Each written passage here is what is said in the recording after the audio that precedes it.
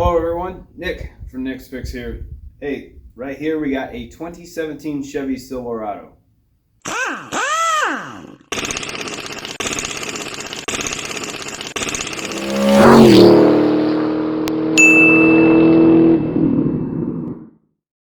Why doesn't it look like a 2017 Chevy Silverado? This is a 1946 Chevy truck body on a 2017 Chevy Silverado frame.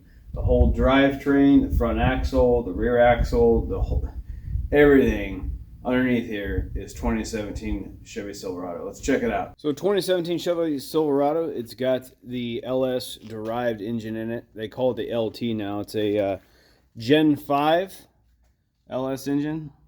LT. This is actually an L83 engine in here. And then, yeah, let's look underneath. So obviously the frame had to be modified a little bit, but only in like the front and the back. They had to chop a little bit off the front here to get the 46 front end on, but it is 95% of 2017 Chevy Silverado. Got the suspension here that is stock, except for the springs and shocks, of course. And you can see underneath here we got the front axle for the four-wheel drive. And then moving on underneath here, here's your engine, transmission. Even the exhaust is right out of the truck and then just chopped in the back. Fuel tank also out of the truck, fuel pump, ABS pump. I mean, basically you name it.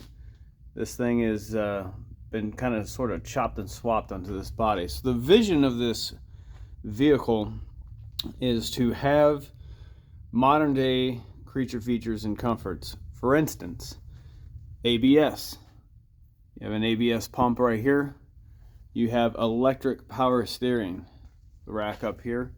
There's the motor for it right there. And a whole bunch of other stuff. Four-wheel drive. So to do this, you can tell that the truck is already pretty much, the bones of it is done. My task is to wire this thing up, and it's no small task to try to keep all of this stuff, including like factory cruise control. It's kind of a task. So let's look in the cab real quick. Inside here, this is where I will be putting the brain of all the wiring harness.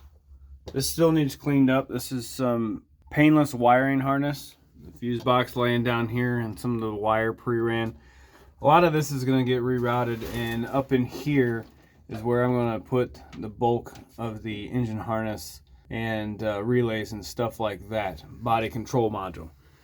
Why am I using the body control module? Well, let's go inside and talk about that.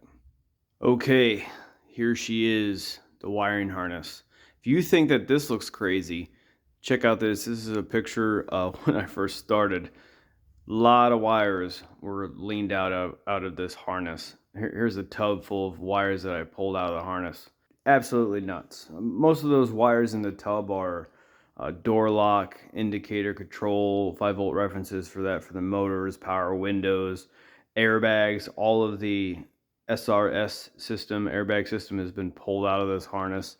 I just retained what I needed. Listen, I should have put some notes together to be a little bit more organized, but we're gonna do it live. We're doing it live. Do it live! I'll write it and we'll do it live! I'm gonna try to go left to right here and tell you what I did. First off, the methodology that I used to lean this harness out was I would take connectors like this, and then I would look them up on their wiring diagrams, and I would pick stuff that I knew I wanted to keep, and then I would look through there and start investigating stuff that I either didn't know exactly what it was, or I immediately knew we weren't going to keep it, like airbag, SRS type stuff. All right, and most of the airbag connectors are yellow. Right, that's a law in the United States to have anything that has to do with the supplemental restraint system going through a yellow connector. So those were easy to spot. Anyway, left to right here. This black tub, you don't need to worry about it. All that is the engine harness, right? Pulled off the engine and just threw it in that tub. Most everything that needed tapped off of that gets tapped off down here by the computer in the spinal cord, I'll call it, down here. All right, and then let's go over these connectors.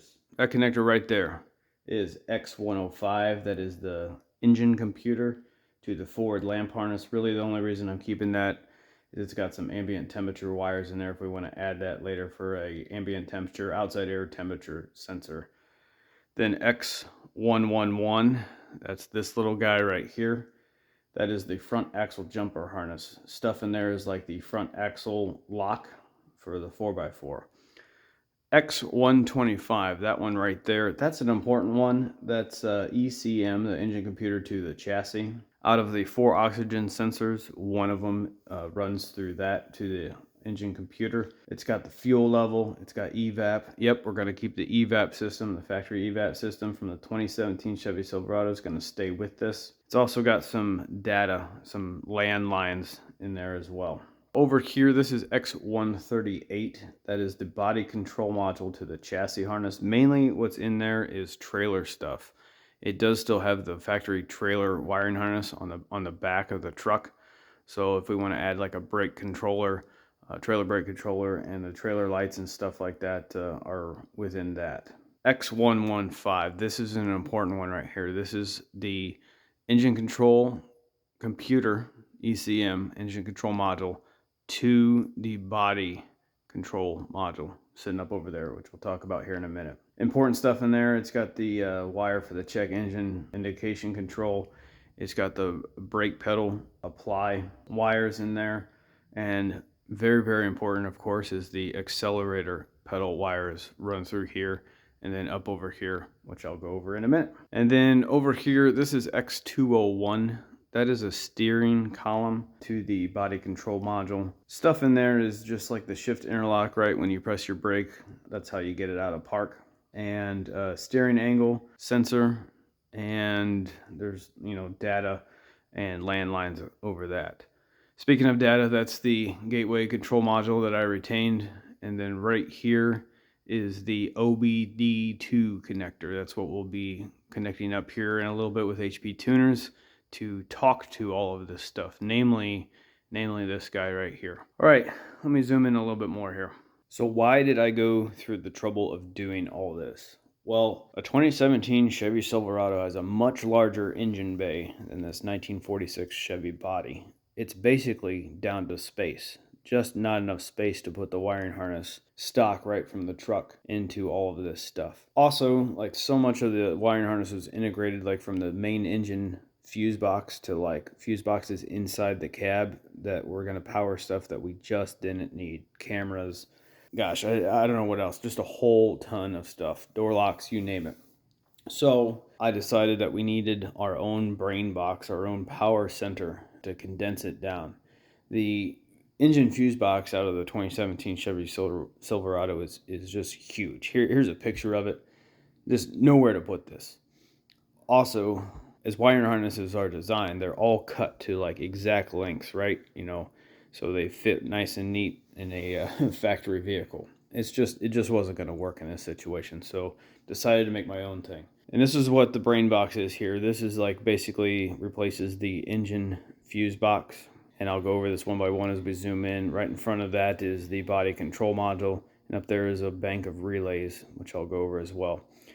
This is the VHX box, so we aren't using the factory instrument cluster. We will be taking data from the engine computer and putting it in here and having our own display. It's from Decoded Digital VHX. What this thing does is it takes a lot of signals from like turn signals and high beams and headlights on and engine coolant and oil pressure sensor, and basically gives you a display of all that. Fuel level sensor, you know, you name it, the normal stuff you'd want in an instrument cluster. So let's go back over to the engine computer and start talking about where we tapped into stuff. Oh, actually, you know what, before I do that, and before I wired all of this stuff up, I went through the wiring diagrams and found all of the power wires that I wanted.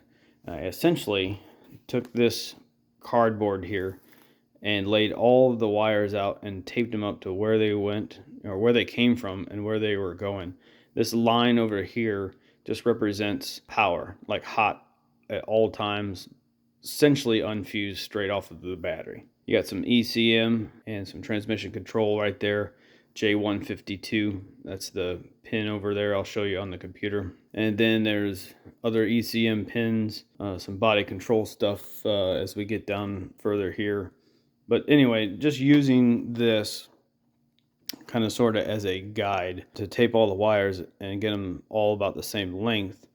And then one by one pulling them off of this and wiring them into the fuse box right here. All right, let's look at the engine computer. Okay, here's the engine computer. If you've done an LS swap, this is very similar. If you haven't, this is how basically you do it for power. There's a whole gaggle of purple wires, right? And what these purple wires are essentially engine control power type stuff, like ignition coils 1, 3, 5, 7, ignition coils 2, 4, 6, and 8. You've also got to get power to the engine computer, and that comes in several different ways. You have a hot at all times for its memory, and then you have a few wires that power up when you turn the ignition on to wake this thing up and tell it the key is in, the ignition is on. All right. There's also a mass airflow sensor, power in here. There's oxygen sensor for the heated O2s that's in here. And then that's all routed to the fuse box. All right. And of course, it's got grounds as well. Let's keep moving over here. Let's go back to the brain and I'll go over this. All right. I tried my best to make this thing very modular. These connectors here will just come undone once I'm ready to install it into the car.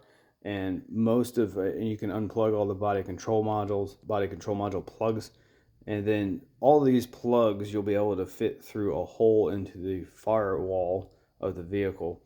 And then all the big bulk of this will be mounted inside of the vehicle. Okay, let's go over this fuse box. You know what, I have a diagram I'll show you real quick. So I bought a universal fuse and relay box. The link to this box and just about anything I've used here will be down in the video description down below. All right, so this fuse box didn't come wired this way. I had to basically take it apart and wire it the way I wanted to.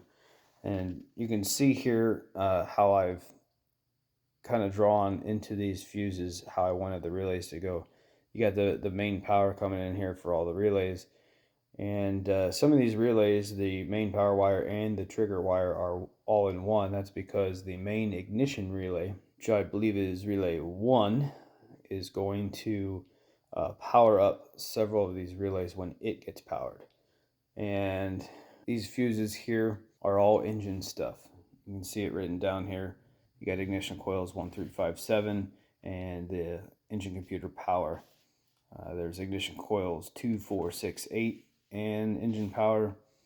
You've got the main power for the ECM here, as well as the transmission and AC solenoid displacement. Oh, that's important. These come with a variable displacement AC compressor. Basically, it uses kind of like a swash plate, and the more it swashes, the more displacement it has, and then the less it swashes, the less displacement it has. So basically, instead of your traditional clutch on and off on an AC compressor, it just keeps the clutch on and adjusts the displacement to keep the clutch always on. We're not going to do that. We're bypassing that. The clutch is going to go on and off like a traditional AC because this vehicle is getting vintage air HVAC system. Actually, it's pretty much already installed.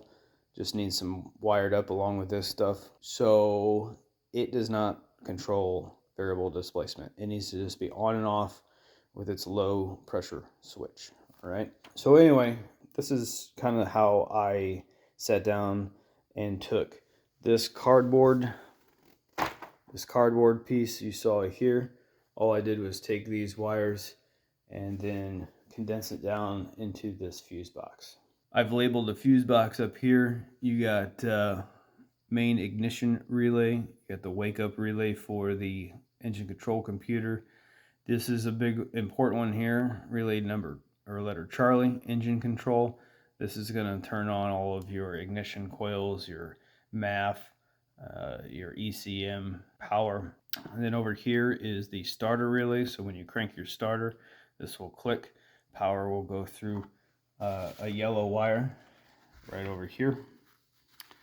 And then that is spliced into the engine harness over here, and will go on to the starter plug, all right, to kick the starter on. Then a couple random things over here. There's a horn relay and a high beam relay. What we're trying to do again is keep a lot of the 2017 Chevy Silverado stuff. So like the turn signal stock, you know, it's got the high beams in it. When you click the high beams on, I just kind of integrated it in with this fuse box as well. All right, then let's move over here. This is the accelerator pedal wire, brake pedal wire. That's important for like your brake lights, you know. When you press the brake pedal, it'll trigger current in here to turn on the brake lights, as well as if your cruise control is on, it senses when the brake is applied and will shut your cruise off. OBD2 connector right here. That goes down into this harness and up here into the CAN gateway module. And then this is that 201 connector for the steering wheel right there. Body control. Why did I keep the body control? Let's get around to that. I kept the body control for several reasons, but the biggest reason is factory cruise control.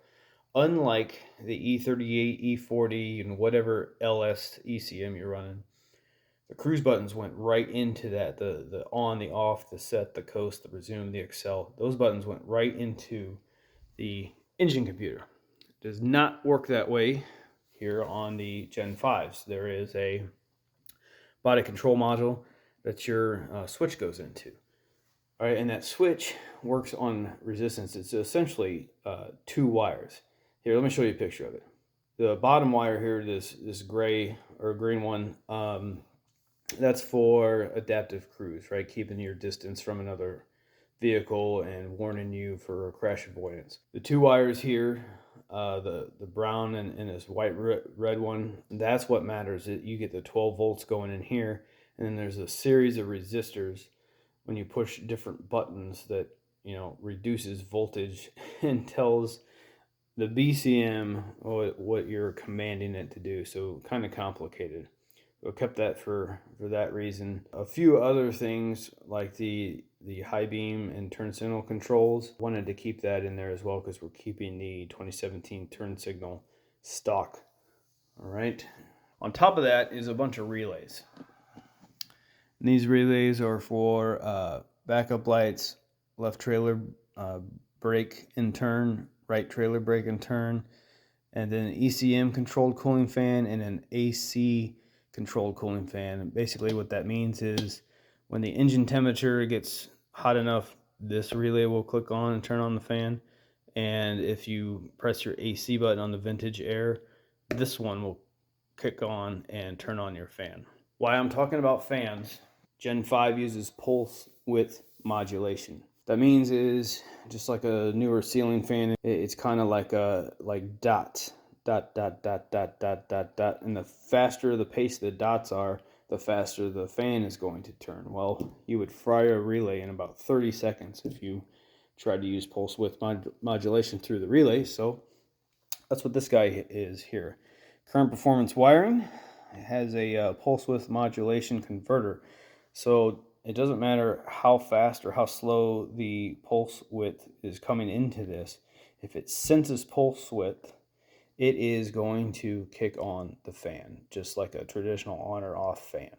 All right, and I can set through HP tuners, I can set the temperature when I want it to start pulsing into here. Why did I use 2 relays? Well, this guy is a negative trigger on the relay, so essentially on this ECM controlled fan right here, the power output and the control power for it, 85, 86 pins, one of those will always remain hot. And when this thing says, hey, I want to turn on the fan, this actually gives a ground to pin 85 or 86 and turns it on. The vintage air uses a positive 12 volt trigger for the relay, so this relay is grounded, and when you press your AC button on, it will kick this relay on and kick on the cooling fan. Okay, just below the body control module and these relays and whatnot is another fuse box. Now this one doesn't have any relays associated with it, and this is where my main power is going to come in. I'm going to run a main power wire right to this this nut here. That main power wire is sitting right here, ready to go into the car. And once that goes here, that's going to be the main power for all this stuff. That wire basically comes straight from the battery. I think it comes through like 170 amp fuse or something like that. I'd have to look at it. And that's going to come up here to power everything. And from here is a bunch of hot at all times wires. Okay. Some examples of what is hot at all times. This is a spare fuse, but here's a 50 amp for the ABS pump. There's some body control power for this guy up here that is hot at all times. There is a engine wire for the engine computer that needs to be hot at all times for its memory. Stuff like that needs to be hot at all times, so that's there. I could literally probably talk for a couple hours on this, but you're not going to want to sit here and watch this entire video, especially since I'm not showing you exactly what to do. I'm really just showing you more what I did. This takes an incredible amount of patience and good source material. The source material I used was E-Auto Repair. It's Mitchell 1 on E-Auto Repair. It's got all the pinouts and diagrams that you'd want to accomplish this. And it literally just takes hours going wire by wire, removing what we don't want and tapping into what we need. So at this point, I've got a battery up here that's been charging for a long time. I'm going to backfeed one of the wires here. This is a tap to go over to the interior fuse box, the painless wiring fuse box. Essentially, that's going to basically run the radio, dome light, things of that nature on the inside. All right, and that's what this whole snake is coming off of this side, is all stuff that just needs to integrate with things on the interior. And then coming down here, what this splits off here, this is going to be power and some communication for the chassis wiring harness that is still on the vehicle. So I'll need to tap into that like I did here and connect up some of these wires here. Maybe like 20 wires here or something. And then here's the ground. This is the main ground for most everything on here. And of course, there's going to be grounds on the engine harness, that ground to the engine. In addition to that, this is a ground for the body control module and the fuse box and the relays, things of that nature. Anyway, back to what I was saying. At this point, I've got a battery over here that's been charging for a while. I am going to connect up my HP tuners to the OBD2 plug here. I'm going to backfeed, since I don't have a key and ignition. One plug of this body control module is missing, the X3 plug. Well, that's because it is part of the steering column. Once this gets installed, that X3 plug will go in here, and then when you turn on your ignition, the body control module will see it and wake everything up. So for now, I'm going to backfeed power through one of these wires that I have ran here loose for the connection to the painless wiring fuse box. Then I'm going to clip on to the ground that I just showed you over there. And we're going to fire this thing up, and I'm going to see if HP tuners can see it. All right, after a little bit of a delay, I got it. It's powered up. See the VHX box blinking at us here. So I got the power going through the system here. I had to tap into a wire here because we don't have a key for the body control module to kick power to this thing. So I had to manually give it some power to turn the ignition relay on, thus the main engine relay. All right, so once that was done, I connected my MVPI from HP Tuners and tried to read it, and it would not read. It's getting a little frustrated, but I figured it out. And this is why having good source material is so important. So I was looking at the source material. Here, actually, I'll just show you a picture of it. This is the engine computer over here on the right, and you see the data lines go into the transmission, then out of the transmission, and then it goes back through this connector 115, and then on up to the data link connector. Well, I don't have a transmission connected here. So you have the data lines come in on these two pins over here and go out on these two pins over here, or vice versa. Whatever it is, it's basically like having an open connection. So that was silly. But I wanted to be able to read this computer and see it before I taped up this harness and put it in the car, just to make sure if there was anything I missed. I mean, there's 1,000 wires here, right? You want to make sure that you get every single thing ironed out while it's on your table here before, you know, tucking into a car. So I tapped into the wires right here and literally just jumpered them so I could be able to see it.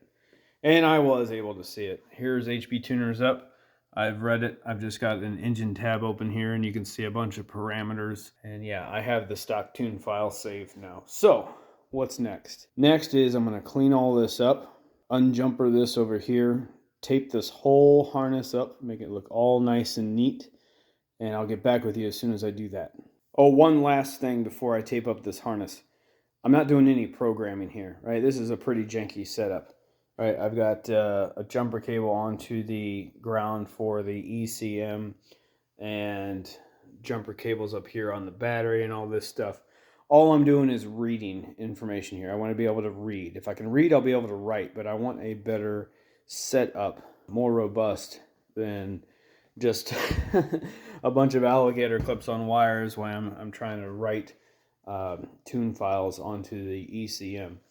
The main thing I'm going to be writing is deleting VATs, and you have to write entire. If you lose power, you're going to brick this thing. That's bad. You don't want to do that. There's going to be a DOD delete, and there's going to be a bunch of codes that I'm going to tell it not to report, trouble codes. I'm going to tell it not to report because I've taken so much out of the body control module. It's going to scream at me and say, oh my gosh, I'm in trouble.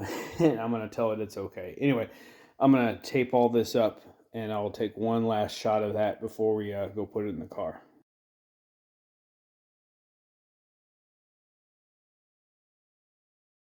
So this is how you de-pin stuff out of the body control connectors. It's actually pretty simple. Turn the connector over where you see this black bar here, and you'll see some tabs right there and right there. Get a small screwdriver and just pop that up. You'll hear it click. Doesn't have to go up very far, just has to pop up a little bit.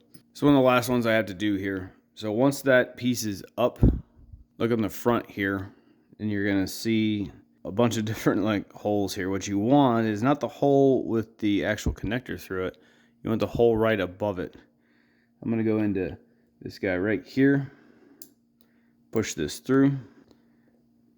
Then I just grab a pair of pliers and pull it out the back. And here she is, all in her taped up glory. This thing is about ready to go into the truck. There's a couple other things that I want to mention just before I do that so you can see them here. VHX recommends that you use their sensors. So I have a coolant temperature sensor and an oil pressure sensor. I had routed that in with this all the way over to the VHX box. They're just kind of like sitting right underneath here, taped up, just in case I have to use those. I don't want to. I want to be able to adjust, you know, either with resistor or something over there on the VHX box to use the GM sensors. I've read conflicting information that the temperature sensor is close, but the oil pressure will read really high. The stock one will read really high, so you need to use that one. We'll cross that bridge when we come to it. As a spare tire, I just kind of put these in here so they're in there and ready to go. All right, that's one thing. You see this red wire that I've taped along the harness? I bring it up here and I route it right where the throttle body and coolant temperature sensor are for the stock sensors. And I got this red wire here. This is for the fan. This is the positive 12 volts for the cooling fan, radiator fan. And I don't think I've mentioned it. This cardboard that I have all this stuff sitting on, it was just a template. I put this cardboard in the side of the vehicle and cut it out and wanted to I'll make this out of wood and then paint it black and then mount all this stuff to it so it fits nice and neatly right there in the floorboard. Okay, all I've got is 17 wires hanging off there that'll need to integrate with stuff inside the car, and another 10 wires plus the ground over here that I'll need to integrate with the chassis harness that's still on the vehicle. Fuel pump stuff, ABS stuff is in here. All right. Thanks for watching. I'm going to call this part 1, and I'm going to really call it more of a vlog than a how-to video, because I really didn't show you how I did this, because it would take hours again to take this step by step. It's quite a bit. If you have good source material, you got a good head on your shoulders, and you got patience, patience, patience, patience, you can be able to do this. I'm going to pick it up at part 2, and I'll have this thing in the car. Thanks for watching. I will catch you next time.